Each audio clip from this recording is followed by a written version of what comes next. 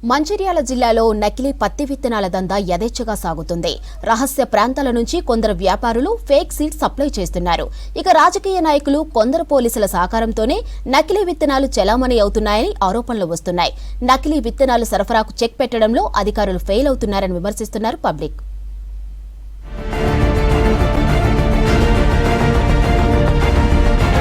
నకిలీ పత్తి విత్తనాలకు మంచిర్యాల జిల్లా కేరాఫ్గా మారుతోంది. మహారాష్ట్ర, ఛత్తీస్గఢ్, ఏపీ, గుజరాత్, కర్ణాటక నుంచి మంచిర్యాలకు పెద్ద ఎత్తున నకిలీ విత్తనాలు సప్లై అవుతున్నాయి. ముఖ్యంగా భీమిని, కన్నెపల్లి, తాండూరు, వేమనపల్లి, రెబ్బన మండలాల్లో ఫేక్ సీడ్ దందా జోరుగా నడుస్తుందని ఆరోపణలు ఉన్నాయి. ఈ మండలాల్లోనే నిషేధిత గ్లైసిల్ BT3 విత్తనాలు కూడా ఎక్కువగా సాగవుతున్నాయి. పెద్దపేట, వెంకటాపూర్, వడాల, కర్జీ, భీంపూర్, టేకులపల్లి, రాంపూర్ గ్రామాల్లోని అమాయక రైతులకు నకిలీ విత్తనాలు అంటగడుతున్నారు దుండగులు. ఈ నకిలీ విత్తనాలు వాడడం వల్ల భూసారం దెబ్బతీయడమే కాకుండా పర్యావరణం కూడా ఎన్విరాన్మెంటల్గా వాతావరణ కాలుష్యం అవుతుంది. తర్వాత వరుసగా 2-3 సంవత్సరాలు కనుక ఈ నకిలీ పత్తి విత్తనాలు వేస్తే తర్వాత ఏ పంట వేసినా ఆ భూమిలో పంట పండకపోవడము, ఈ కాతపూత ఏది రాకపోవడం, పెద్ద ఎత్తున నష్టపోవడం జరుగుతుంది. కాబట్టి దయచేసి ఈ అగ్రికల్చర్ అధికారులను సంప్రదించి మంచి విత్తనాలని కొనుక్కొని పంటలు సాగు చేసుకోవాలని వారికి నేను మనవి చేస్తున్నా. అట్లాగే నకిలీ విత్తనాలకు సంబంధించి ఎవరైనా పబ్లిక్ వారికి ఎలాంటి ఇన్ఫర్మేషన్ ఉన్నా మాకు షేర్ చేసుకుంటే మాకు సమాచారం ఇచ్చిన వాళ్ళ యొక్క వివరాలు మేము గోప్యంగా ఉంచుతాము. తర్వాత నేరానికి పాల్పడిన వాళ్ళ మీద మేము అవి స్వాధీనం చేసుకుని కఠిన చర్యలు తీసుకుంటాము.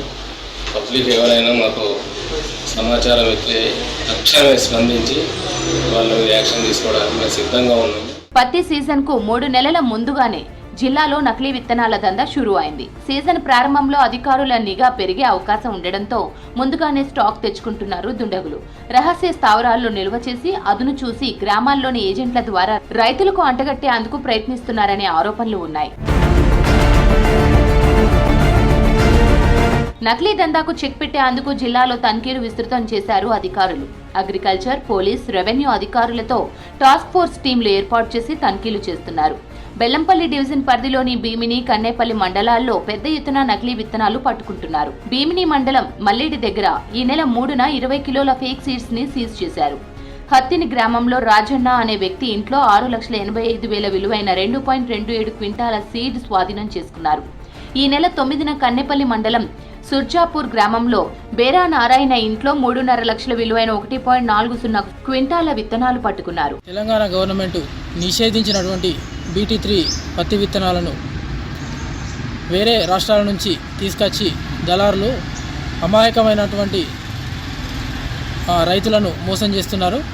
దీనిని వెంటనే అరికట్టాలనేసి సంబంధిత అధికారులకు నేను కోరుతున్నాను. BT3 విత్తనాల వల్ల భూమి సారం తగ్గిపోతుంది, అలాగే కలుపు ఎక్కువ రాదు అనేసి దళారులు అమాయకమైనటువంటి రైతులను చెప్పి వాళ్ళను చాలా మోసం చేస్తున్నారు. కాబట్టి దీన్ని వెంటనే నిషేధించాలనేసి, భూసారం తగ్గడమే కాకుండా వాళ్ళకు అనారోగ్య సమస్యలు చాలా తలెత్తుతాయనేసి గవర్నమెంట్ చెప్తూ వస్తుంది. కాబట్టి గవర్నమెంట్ చెప్పినటువంటి విత్తనాలను తీసుకొని మీ ఆరోగ్యాలను కాపాడుకుంటూ మీ పంటలను కూడా దిగుబడి పెంచుకోవాలనేసి మేము కోరుతున్నాం. ఇప్పటికే చాలా ప్రాంతాలకు నకిలీ విత్తనాలు సప్లై అయ్యాయని, ఇప్పుడు నామమాత్రంగా కేసులు నమోదు చేస్తున్నారనే ఆరోపణలు వస్తున్నాయి. పోలీసులు, వ్యవసాయ శాఖ అధికారుల సహకారంతోనే దందా కొనసాగుతుందంటున్నారు స్థానికులు. లక్షల్లో ముడుపులు ఇచ్చి అధికారులను మేనేజ్ చేస్తున్నారని చెప్తున్నారు.